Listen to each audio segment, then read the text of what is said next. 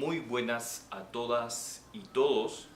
Hoy día vamos a tratar de un tema bastante polémico, el gobierno del general Juan Velasco Alvarado, que fue presidente del Perú entre 1968 y 1975. Muchas cosas se han dicho sobre el gobierno de Juan Velasco Alvarado, de hecho hasta el día de hoy sigue suscitando muchísima polémica, ¿no? A pesar de que han transcurrido 50 años del inicio de su gobierno, sigue generando pues debates muy candentes en la prensa nacional. Hay periodistas que casi tienen una obsesión con esto, gente como Aldo Mariátegui o gente como Federico Salazar todavía le siguen achacando muchas culpas de lo que puede pasar hoy en día en el Perú a Juan Velasco. Así que vamos a hablar de tres mentiras o mitos o polémicas en torno al gobierno de Juan Velasco Alvarado. La primera, la reforma agraria. Probablemente es el tema que más polémica sigue generando, pero hay algunas cosas que tenemos que decir sobre esto. En primer lugar, no fue el primer presidente en realizar una reforma agraria. De hecho, la reforma agraria fue un proceso que aconteció a lo largo de toda América Latina. Procesos como el de la Revolución Mexicana tenía como una de sus principales banderas el tema de la reforma agraria, y eso fue a inicios del siglo XX. Así que de hecho era casi una necesidad que el Perú ya casi en la década del 70 no hubiese tenido una reforma agraria que abarcara todo el país. Era pues bastante vergonzoso. ¿Por qué? Porque la reforma agraria, como se había hecho en distintos países, lo que buscaba era acabar con el gamonalismo, con el latifundio, con la servidumbre indígena, que todavía seguía muy vigente en varios de esos latifundios o haciendas que existían a lo largo de todo el continente.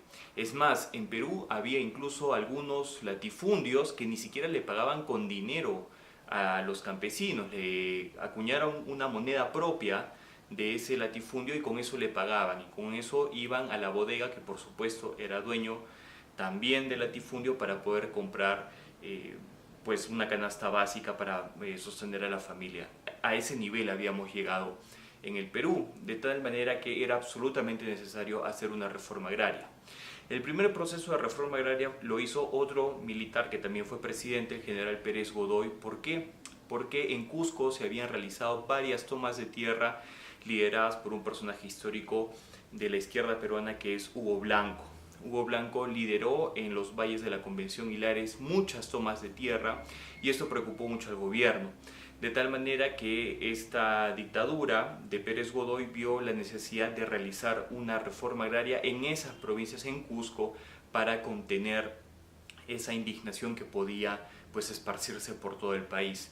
Y después con Fernando Belaúnde también sería una promesa de campaña. Belaúnde, que pues fue el presidente que fue derrocado por Velasco, había prometido hacer una reforma agraria. Sin embargo, como muchas de las promesas reformistas que hizo Belaúnde, no pudo llevarse a cabo, y fue una de las razones principales por las cuales mucha gente también apoyó al gobierno de Juan Velasco Alvarado. Ahora, ¿la reforma fue exitosa o no? Eso es debate de mucha actualidad incluso ahora, porque los bonos que se emitieron en ese momento para pagar el tema de la reforma agraria todavía existen. De hecho, hay tenedores que son grandes bancos que exigen al Estado pero no que se paguen. Hubo en la época también una polémica muy grande porque mucha gente decía que no debería pagarse por la reforma agraria. Pero bueno, lo cierto es que eran distintas formas de propiedad de la tierra lo que proponía Velasco, ¿no? Entonces, no es que el Estado pero no se haya quedado con esas haciendas, sino que se formaron cooperativas que en muchos casos no recibieron el apoyo técnico suficiente como para poder ser tan productivas como podrían haber sido antes, ¿no? Las haciendas que existían, por ejemplo, en la sierra, tenían una dinámica económica muy diferente de aquellas que existían en la costa peruana, ¿no? De hecho, en la costa algunas llegaban a tener casi un proceso de industrialización, sobre todo en el tema de la caña para producir azúcar, ¿no? Pero bueno, esto llevó finalmente a una transformación del país, y sobre todo fue muy importante, fue lo que Julio Cotrer llama una relativa democratización de la sociedad, que curiosamente venía de un gobierno militar. ¿no? Entonces el campesino dejaba de ser un siervo que tenía que obedecer y soportar todo lo que el patrón tenía que hacer, así que hubo muchísima transformación en el tejido social del Perú. Desde ese punto de vista, claro que la reforma agraria fue muy necesaria, y recuerden, estamos hablando de la década del 70, cuando ya en países como México la reforma se había hecho 60 años antes. Muy bien, la segunda cosa polémica que quisiera tratar con respecto al tema de Velasco es si Velasco fue comunista, que es algo que mucha gente repite, que Velasco era un comunista, que Velasco creía pues en estatizar todo, que el Estado fuese propietario de todo, y lo cual pues no es necesariamente cierto. De hecho, en el libro de entrevistas Cambio de Palabra de César Hildebrand, que es una de las últimas entrevistas que da Velasco antes de morir, él incluso denuncia que paró una suerte de infiltración comunista en muchos de los organismos del Estado que él había generado, lo cual nos dice muy bien que Velasco no simpatizaba mucho con esta ideología política. En esa misma entrevista con Hildebrand, Velasco dice que el pensamiento que más acercaba a lo que él quería hacer en su gobierno era el pensamiento de la democracia cristiana del partido fundado por don Héctor Cornejo Chávez, abogado arequipeño, y ese partido después de una ruptura dio nacimiento a lo que sería el actual Partido Popular Cristiano. Muy bien, de hecho, de todos los partidos de izquierda que existían durante la década del 70, que créanme, eran muchísimos, ¿no? Los más importantes eran el Partido Comunista Peruano, Patria Roja, Vanguardia Revolucionaria, el MIR, el trotskismo, entre otros muchos partidos políticos que de verdad se contaban por docenas. Solamente uno dio su apoyo explícito al gobierno de Juan Velasco Alvarado, y fue el Partido Comunista Peruano, histórico partido fundado por José Carlos Mariátegui, que pues le dio su apoyo. ¿Por qué? Porque hizo la reforma agraria en los primeros años de su gobierno, y de hecho se inició con la nacionalización de la Brey Pariñas, es decir, de la producción petrolera peruana, que era algo que el Partido Comunista venía exigiendo desde hace muchísimos años. Sin embargo, esta suerte de alianza política o de apoyo no estuvo exento de muchas pullas y roces. Velasco nunca confió enteramente en los partidos políticos, y menos de izquierda, y por eso procedió a fundar muchos de sus propios sindicatos. Llegó a formar la Confederación Nacional Agraria y la Confederación Nacional de Trabajadores de la Revolución Peruana. Esta Confederación de Trabajadores de la Revolución Peruana tenía como objetivo competir con la CGTP, que controlaba el PCP, y de hecho en muchos sindicatos llegaron incluso hasta irse a los golpes. Esto lo relata muy bien en el libro que ustedes pueden ver aquí, que es Antonio Zapata, La caída de Velasco, que lo recomiendo muchísimo.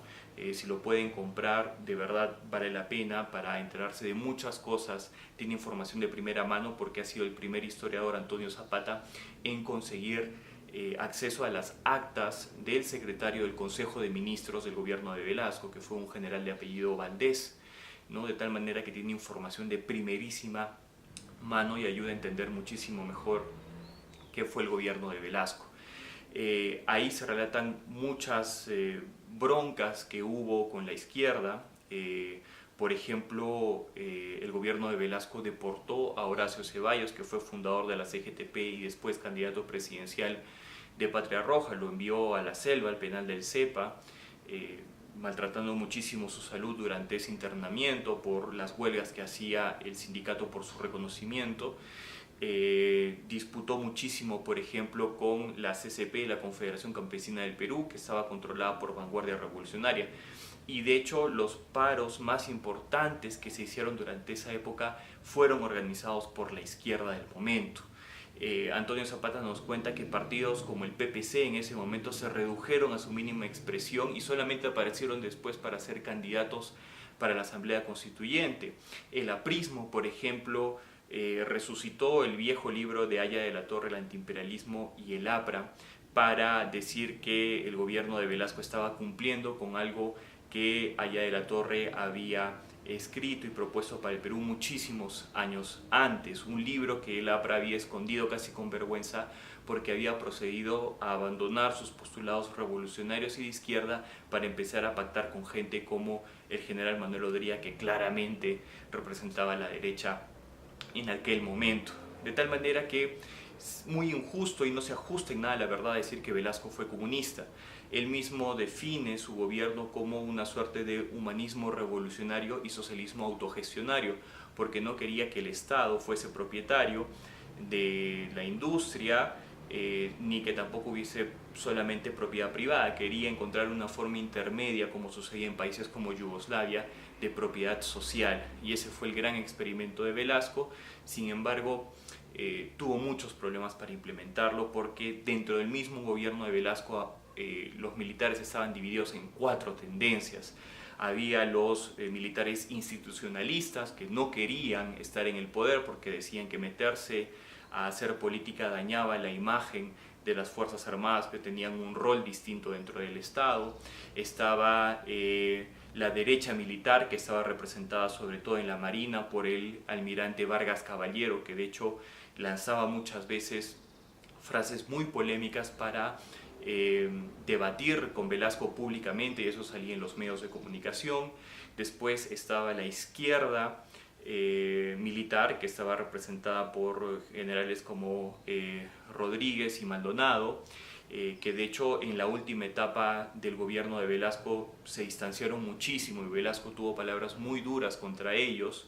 Y estaba otro grupo que era denominado La Misión, que estaba dirigido por un general de apellido Tantalián, que más allá del tema ideológico, lo cierto es que quería un Estado corporativista muy parecido a la Italia fascista de Mussolini o a la España de Franco, es decir, organismos de base en la sociedad controlados por un líder, un caudillo, que era un caudillo militar, ¿no? Y eso era lo que proponía Tantalián.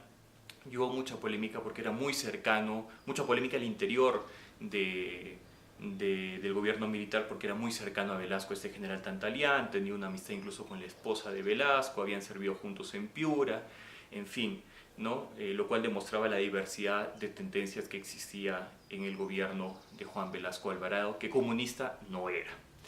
La tercera, podríamos decir, el gran mito que existió con respecto al gobierno de Velasco es la supuesta invasión a Chile y el inicio de una tercera guerra del Pacífico entre Perú y Chile, ¿no? Hay mucho mito sobre eso. De hecho, Antonio Zapata llama deporte nacional al hecho de imaginar cómo hubiese sido esa guerra en la década de los 70 contra Chile para recuperar las provincias, sobre todo de Arica, ¿no?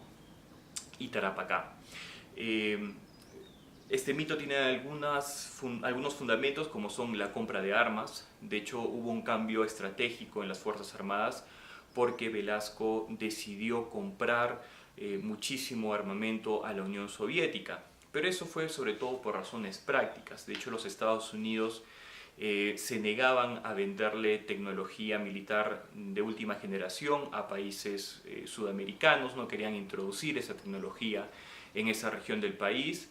Otra alternativa era Francia, pero de hecho la tecnología francesa, los aviones Mirage que se compraron, eran muy caros, ¿no? Era tecnología buena, pero muy cara.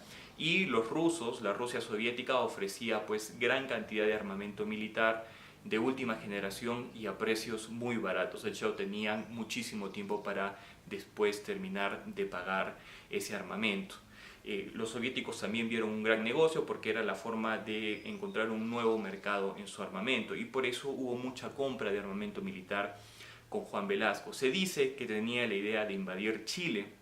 De hecho, yo lo he escuchado con profesores universitarios y familiares que decían que Velasco tenía toda la intención de hacerlo y que precisamente ahí es que se produce el golpe de Estado, el golpe institucional de Francisco Morales Bermúdez Cerruti, que lo hace desde Tacna precisamente para derrocar a Velasco. Y se dice que pues, la idea era que si fracasaba ese intento de golpe de Estado, Morales Bermúdez podía escapar hacia Arica y después hacia Chile, porque el golpe de Estado estaba promovido por Pinochet.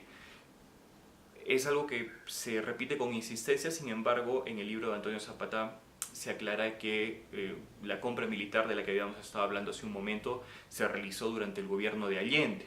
Llegaron cuando Pinochet ya había dado el golpe de Estado, pero la decisión de comprarlo y el contrato se firmó cuando Allende era presidente y pues no había una, digamos, desavenencia entre Allende y Velasco. De hecho, ambos presidentes se conocieron, intercambiaron